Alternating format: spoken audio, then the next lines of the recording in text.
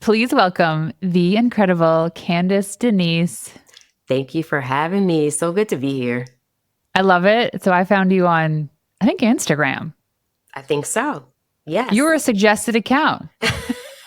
It actually works sometimes. Yeah, it's probably like, Renee, I hear you talking about all this stuff. Here's a woman who's going to help you feel good about yourself. Go over there and look at what she's talking about. Yeah. And you're calm and you're soothing. So what got you into sharing this content? Have you always been doing this? I haven't. And so about 3 years ago is when I shifted my business to this place. Before that, for almost 11 years, I was an event and wedding planner. And so that was a big part of my life, my careerhood. And from there, I shifted into creative directing, brand photo shoots for female entrepreneurs. So I went from planning events to planning photo shoots. And so, same script, different cast type of thing. One of the things that I saw as I was working with these women, and I'd ask them, how are they? They'd always respond how their businesses are, like, oh, I'm great. Business is good, clients, contracts. Like it was always like so much on the business side. And I'm like, that's awesome. But how are you? And they were a little slower to respond on that end. And so it reminded me of me when I was an event planner, more specifically, and I felt myself taking care of my business, but not the business of myself as much. And so I understood that I'm hired to take on someone's stress, but what am I doing with my own? And so that made me start looking into taking better care of me. So when I started working with other women, and I was just like, maybe I should shift my business again because this feels more heart aligned. This feels more purpose driven to help them see that they are a business of themselves. Like they need to be about the business of them and not just the business of their business. And so that's kind of how I got here.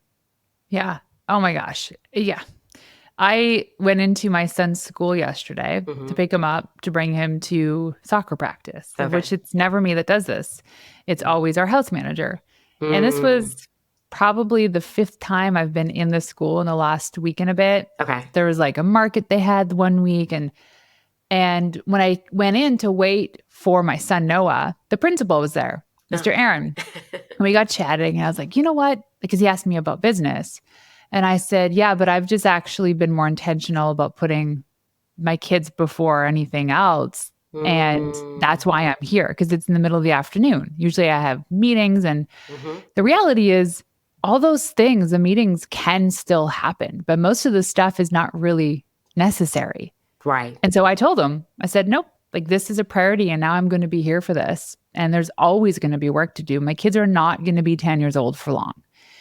Yeah. And it felt good. And you can see it in his eye as a businessman, because this is a little Sure. outdoor private school. There was a glimmer. He's like, Mm, this is what we need. mm-hmm.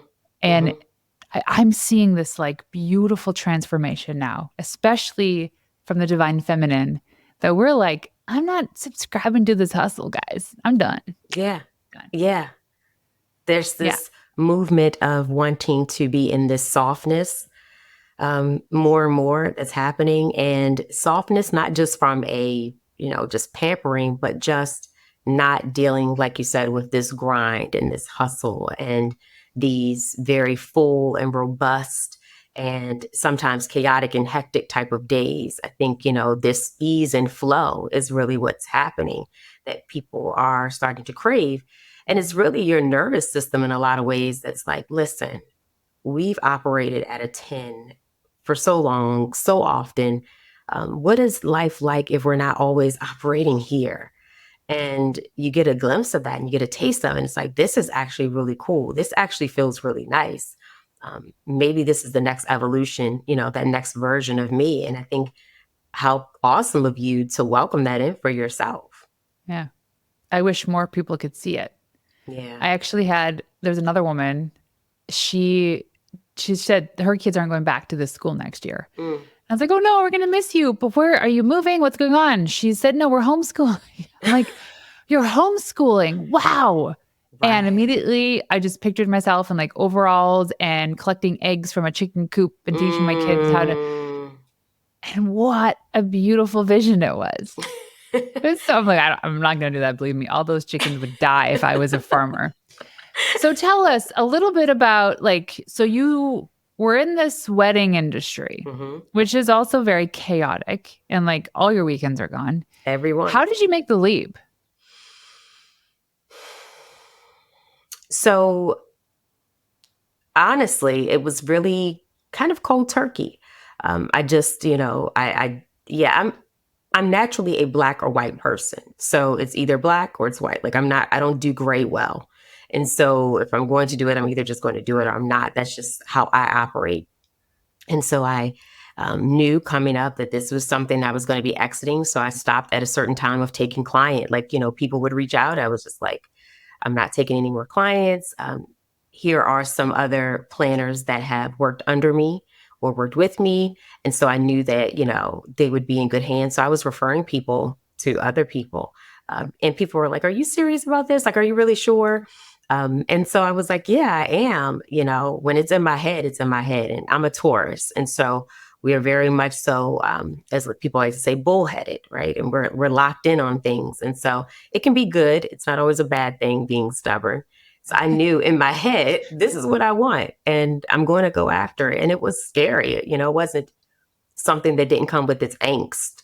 I didn't even tell my family that I was doing it because I didn't even tell them I was going into being an entrepreneur. So I was like, dare I tell them I'm about to pivot and, what are they going to say? So I just kind of quietly pivoted with my family.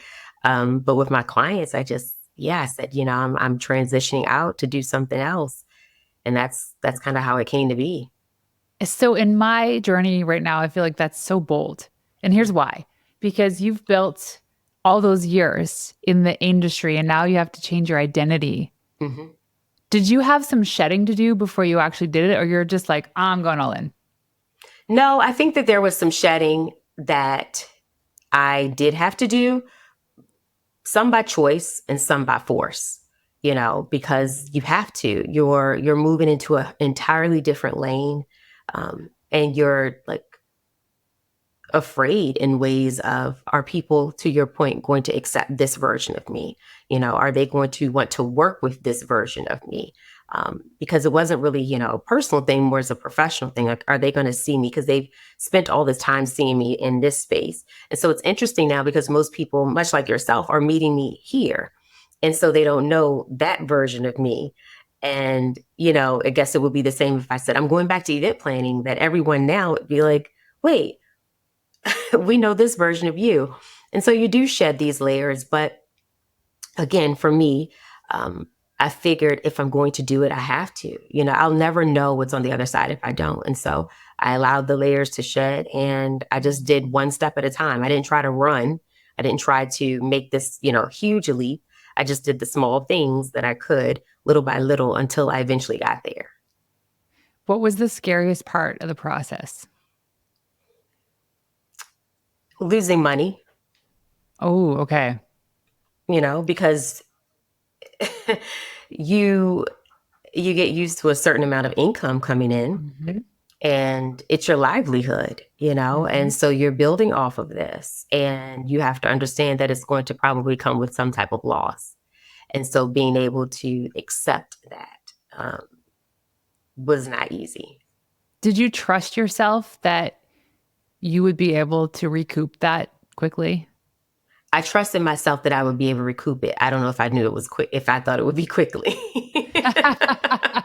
I was like, you got the potential to recoup, but I don't Okay. know if it's going to be fast, Right. because I don't even know what we're doing here. Like, I don't even know, especially in this space, as like a self-care coach. Like, that's kind of what the shift was. I was like, I'm going into self-care coaching.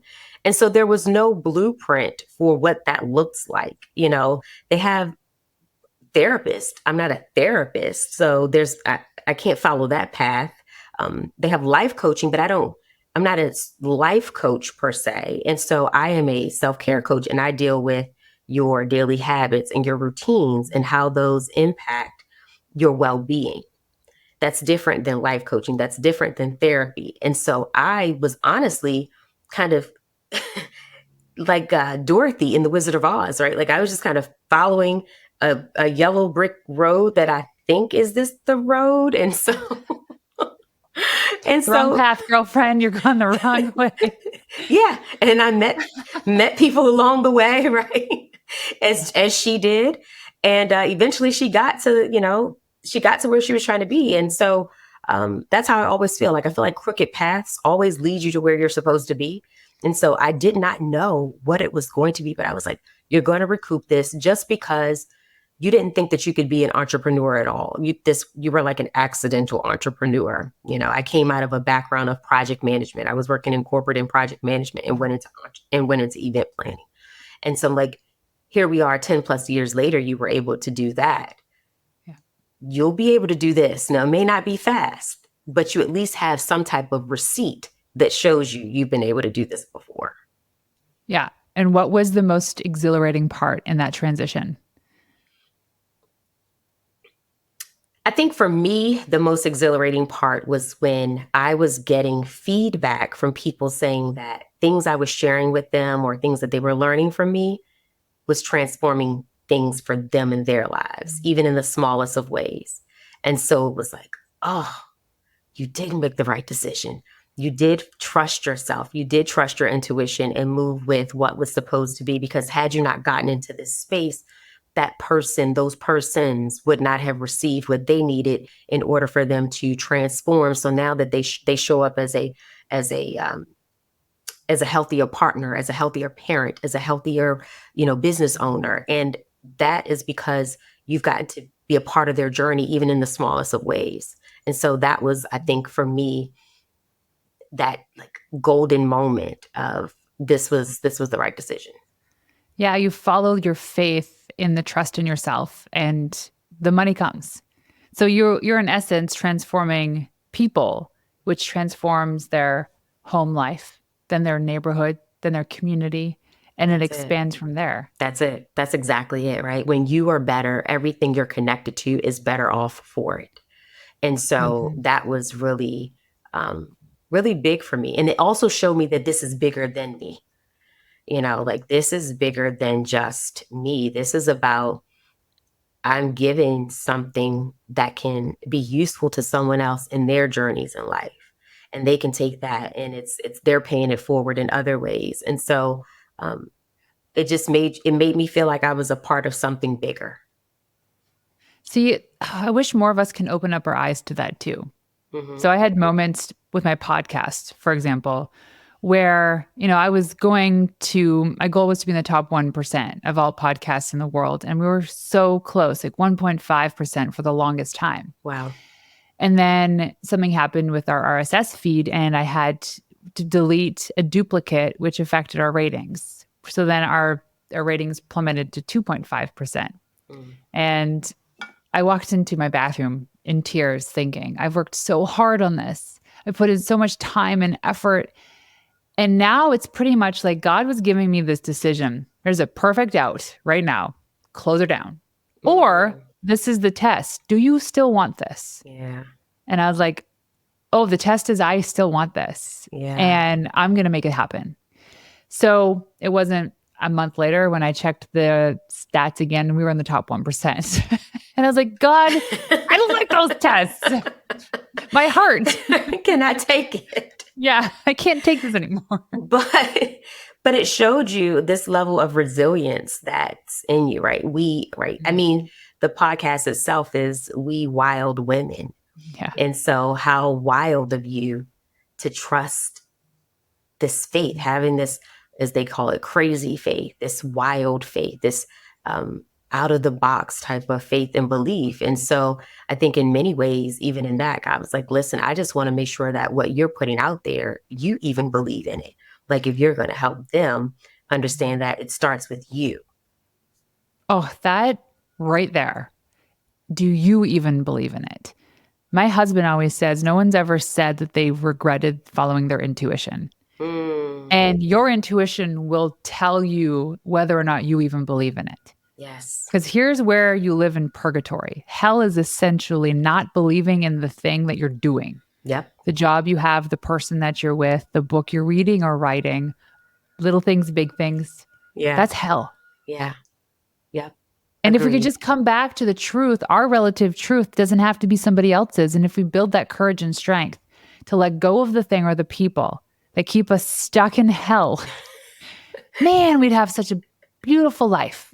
In the living hells, right, that we navigate day to day.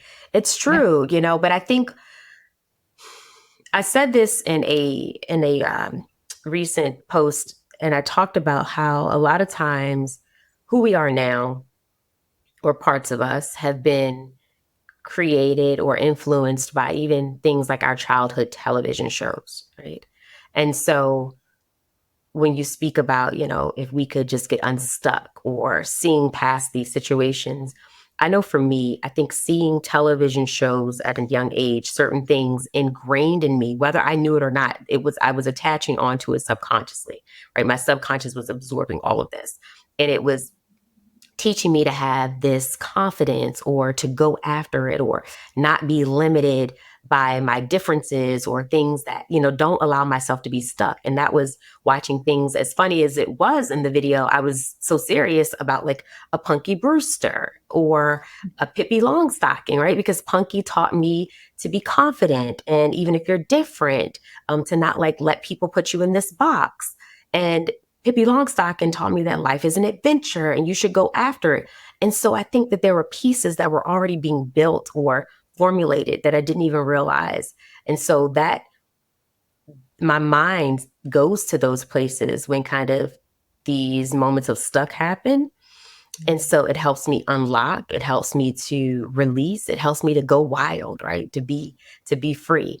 And I don't know if everyone has that or if everyone is connected enough and in touch enough with to know those things about themselves. So I think sometimes people want to be unstuck. They want to let go of the hell, so to speak, but they don't even know what to tap into to do that. Mhm. They don't know where to start. Yeah. And start is really looking at the patterns of your life that keep you in the same position. Yep. Because that's the epitome of being crazy. The insanity of it all, right? Insanity is you doing the same thing over and expecting different results. Absolutely. And we do it, even if it's something as simple as taking the same way to work every day or to your office, expecting the traffic to be a little different. It's like, going this way at this time, this day, that the traffic's going to be like this. So at some point, you've got to decide to either plug in a different a different route to see if there's somewhere else another way you can go, or change the time that you leave out, or whatever. But you've got to do something on your part, on your end. And I think that too is scary for people, is I've got to do something. And sometimes we've been so connected to who we are and the ways and our patterns that we're afraid to see who we are outside of those things.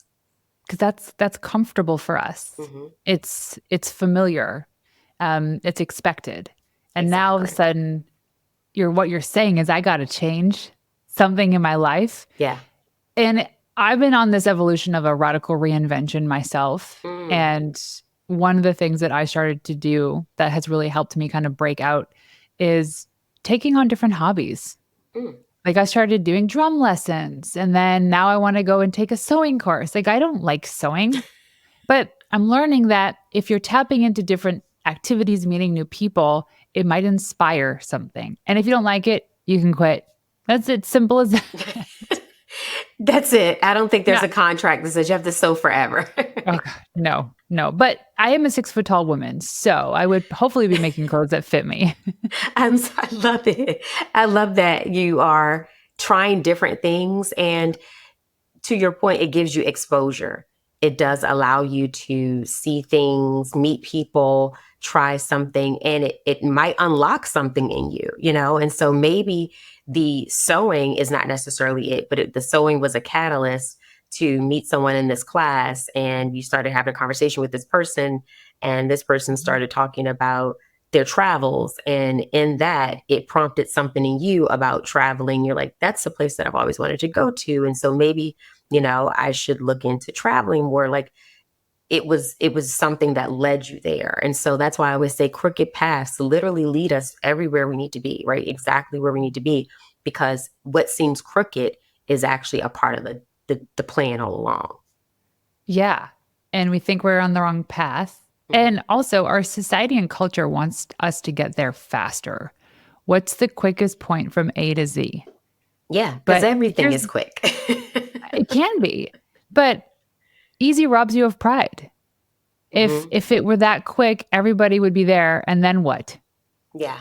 Right? So when you make life a little more colorful and you take the detour, you got the wrong turns, that's okay. Yeah, it's okay. It's funny you say that, because when I think about life before things were instant all the time, right? Like before microwaves and before cell phones, we waited to get home to make a telephone call, and we waited to get home to receive a message. And so it's like, oh my gosh, you went the entire workday and didn't like hear from anyone outside of the people you were working with. um, yeah, but now we're so trained and conditioned to everything being so fast that we think it's supposed to translate to everything in our lives. And Yeah. so um, it's a blessing and a curse to advance in life, like for us to advance as a society, because yes, in some ways we want to move a bit faster, but with that, at what expense, at what cost? It makes us lose sight a little bit of maybe everything doesn't need to go at this super excelled pace. Mhm. Even us, including ourselves. Yeah, I started plugging my phone in across the room, Mhm. um, probably about 9 years ago, but it was still close enough that I could wake up in the morning, go grab it, and jump back into bed. Mm, And then finally, not that long ago, I started plugging it in downstairs. yeah. And it got to the point now that I've been completely forgetting about my phone. And I noticed there's a very clear connection between the amount of time I spend on my phone versus how happy I am. Mm, And I just realized that I need to keep it plugged in somewhere out of sight, out of mind. yeah. It And allows you to be free. it totally does. And there's also, I mean, other than following women like yourself, there's also less of like the need to meet or be like the Joneses. Yeah. There's less of a need for me to be that next thing or go for the million, or because that's all you're scrolling on social media. Then you start to feel guilty and shame because you haven't achieved those things. Yeah. Yeah. So That's you why got to it's, follow the yeah. right people, but also you have to let it be. You got to set those boundaries around what you're actually paying attention to. Agreed. You do. And to your point, the timeline curation is so important. That's why it's so vital.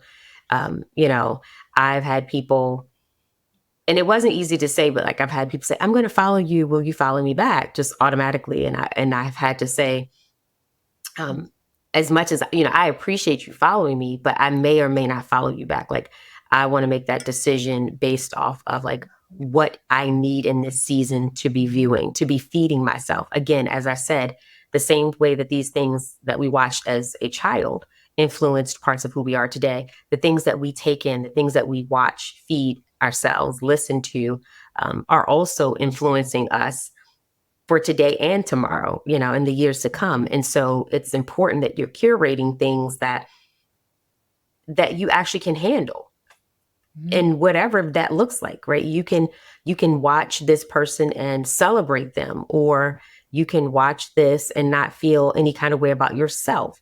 And so if you're not able to do that, that's okay. It's a human nature thing, but it's the part where we talk about the control. You have to do something. You have to do your part if you want to get unstuck out of this mindset of comparison and feeling like that. Then what's the part that you do? How do you change that driving on the same road every day, right? Do you keep following these same kind of pages, or do you say, hey, I need to do something different? Or do you say, hey, I would love to follow you back, but right now I'm being very, very mindful of what I'm bringing into my feed? Yeah, I had an incredible woman on my show last week, a friend of mine, Danielle Laporte, Mm, and her assistant is an incredible woman. okay. She offered me access to how to create your own altar. So like your meditation author. Ooh. And then she asked me, did you want to also be included on the newsletter? Mm. And I go through 2 newsletter purge seasons a year, Yeah. right before the summer and right at Christmas time. And I said, I would love to. However, I'm in the season of unsubscribing to everything to have a slow summer. I love it. Because the moment that I see an email, and we have filters set up, but the moment it's there, I feel a responsibility to review it. Right? Yes. Because you know that of yourself. Yeah. You know yourself. And so then comes that conversation of being self-aware, being able to be aware of what are your icks or triggers or the things that are going to, set you aloof, whatever that may be. But you need to be self-aware, and you're aware enough to say, hey, I can't, because I am going to go against what I'm trying to create, which is a slow summer. And Renee, she's not able to not look at something if it comes through. It's true. Don't send me emails, guys. Please don't email me right. Renee is trying to have a slow summer. A hashtag slow summer. So these types of conversations, is this what you talk about with a lot of the people that you work with? Yeah, how we're doing here, I guess we're podcasting. Maybe I'm not actually coaching, I'm podcasting. But you're coaching the listeners. I am. But I feel like when I'm in my one-on-one sessions, now that you're saying this, I'm like, it kind of feels very much so like we're just having a good old podcast conversation, because quite honestly, this is what it's about. It's about listening. It's about giving as I like to call it, my own, my thoughts to something and guidance. But when it's all said and done, I always tell my clients, eat the meat and discard the bones. That's what my grandmother used to always tell us. Like literally, she would say, listen, eat the meat, discard the bones. Okay. Take in what you need, dish out or throw away what you don't. Same here. I'm like, at the end of it all, it's still your life. It's still your decisions that you have to make in your day to day. So I'm just here as a guide, but I'm not here to be the hero in your story. I want you to be the hero in your own story. I just want to point you in some directions that might help you get there. And so you take it and do what you will with it. But it's very much so like this. They share with me, just kind of where they are, where they are trying to be, maybe what's keeping them between where they are and where they're trying to be. And then we start having conversation little by little of how do we take the small steps to get you there. Yeah. Okay. So you talk a lot about life in your 40s and setting boundaries. Yes. Well, I call it the give no F's 40s. I made that decision before I turned 40. Okay. To say that in my mind, even throughout my 20s and 30s, how I felt that women in their 40s were the most beautiful and the most confident. Yeah. And that I couldn't wait to turn 40. That's awesome. Because so many women feel like they are, well, not everyone, but I hear a lot of women who are like, I'm a little nervous about turning 40. And I'm like, really?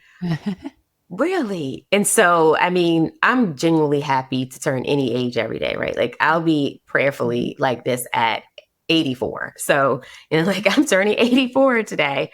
But what I'm learning in my 80s, like I that is like my goal in life. Yes. To be able to say, listen to you gals in your 60s. You think you know it all, but wait until you get into you young bucks. Wait until you get to these 80s. Well, they did a study, and I have to find this because I keep referring to it. So now I'm thinking I made the study up in my head.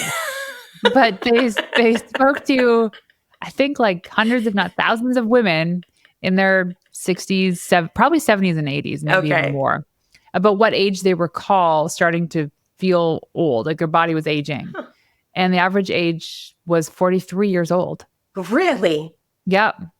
43. So that's when things started to sag and go and and that's why, and this is why maybe the women have read this same study, and this is why they're afraid to turn 40, because they're thinking I'm about to be a shriveled up prune and what's going to happen. And I think, the blessing here is that we do have social media. And so people are getting to see a different a different way of life at 40. Not like you have access to seeing these amazing women who are just really kind of saying like, I started this new career. I shifted my business. I made this big pivot. I find like a lot of people are entering, and maybe I need to talk about this more, like the first in their 40s, right? The first of things that are happening in your 40s. Because I'm hearing so many people that are like, listen, I found new friendships. I found new relationships. I found a new career. Like I decided on a new business module. So many first. And so, yes, things change. Absolutely. Right. My eyes are definitely not what they used to be. That's like my digestive system does not work like it used to. Hello there. Okay. That's the second thing on the list. But when you push all of that away, listeners, okay? Yeah. It's a really cool place. And there is this confidence that comes when you allow it to happen for you. I think when you just, again, let yourself be and don't try to create your 40s like someone else's. Don't try to make it look like someone else's. Just allow yourself to determine what your own blueprint of what 40 looks like. Because that was me. I was just like, listen, I don't know if I'll be unapologetic. I don't know if I'll be like, I don't know, running laps around the world. I have no idea. But I just know I just am excited about an evolved version of me. And what that would look like, I had no idea. And I still, right, every day, there's something probably a little bit more I'm learning about myself, or another layer of an onion is kind of pulling back. And so, I'm blooming my way through these 40s, and I'm giving myself the grace to grow. Yeah. Well, when I look at these like 30 under 30 awards, the 40 under 40 awards, I'm like, no, show me the people who'd made a career pivot at 50 and are living their best life ever. That part. And yeah, like, part. Don't these young people want to get old? Like, shouldn't we show them what it can be like to be a 40 or 50 or 60-year-old woman? Yeah. And shouldn't we be proud of these like moments and the lives that we've lived, the experiences that we've experienced, the stories we have to share? I think so. I mean, some of in some ways I've always been older. Let me say this. I've always had not old. And I've always been an older person because as a young child, again, things influence us. My friends were my girlfriends were my grandmother's friends. So because my mom was a single parent. And so while my mom was working, my grandmother would be watching me or babysitting rather. And so her girlfriends, I mean, she was a grandmother's age. And so she's retired and all those things. And so her girlfriends would come over. Maybe we're watching the stories. I don't know, just like random little things that older people do. The Price is Right. Right. And so I'm having older conversations at like 4 and 5 years old, and I'm listening to these things. And so, but they were funny though to me. So that was kind of one of the things I enjoyed about getting older was like, I feel like the women that are older that I at least was around, they were also like funny and like very just kind of witty and had these really charismatic personalities. And so I think that was something that I was like, yeah, like that seems really cool. And to your point, so many women are building businesses and getting their real like big shot in their 50s and 60s and 70s. I have a friend that I went to college with. It's a true story. Her aunt just got her college degree at 83 years old. Oh, wow. 83 years old. And they did a whole big write-up on her. Aww. And she like how amazing, right? So she's got her cap and gown and she's with these students. She's 83 and she looks amazing. And so I'm like, as long as there's breath in your body, I think you can go after it. Exactly. And we know intuitively what we should be doing. And most of us look at religion, culture, family expectations, of what we should be doing. Oh, yeah. And what you're perpetuating is a life that's so not fulfilling. It's very disingenuous, it's inauthentic. And then you're teaching the next generation that that's how we should live too. Yeah. So that we can just abide by the rules, the expectations of us, and keep marching down that street doing the same thing. Doing the same thing. And it's an old traditional way. Like we had kids before we got married, and that came with a lot of chatter. I'm like, sure. who cares? And even I could have told them, yeah, we got married. Like we went to City Hall and what, but no, who cares? The beautiful thing about it was that Max and Noah got to walk down the aisle with their cute little pink bow ties and their Nike kicks, and it was a beautiful day. And I'm so thankful they got to share that because mommy and daddy are together and they're celebrating. And so I think there's a lot of rule breaking we got to do. I'm not talking about like law breaking, but hey, that's going to save your life. But rule breaking. I definitely agree. There's a lot of unlearning, unlearning and allowing yourself to learn some new things, try some new things. Mm-hmm. And I think with that, but again, it's scary for people. Not everyone is able to just look at the cliff and say, I'm going to jump.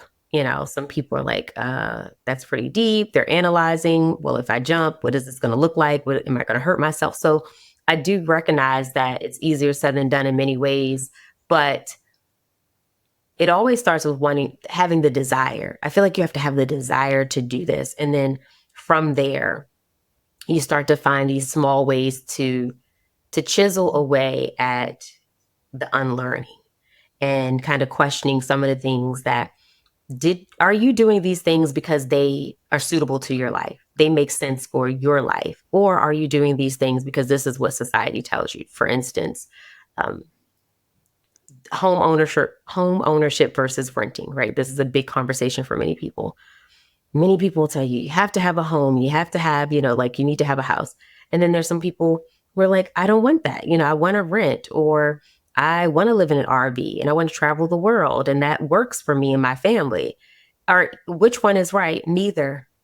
It works for whoever. Like it's right for their life, right? There's no one that's better than the other. It works for their life. And so if you're able to live in some type of harmony, work-life harmony, by all means. I describe these moments as the happy garbage man. And here's why, because we have the stigma that the garbage man is some guy who can't get a job and now he has to pick up everyone's garbage. Mm-hmm. Mm-hmm. Most of these people are employed by the government and they actually get paid well. And they have benefits.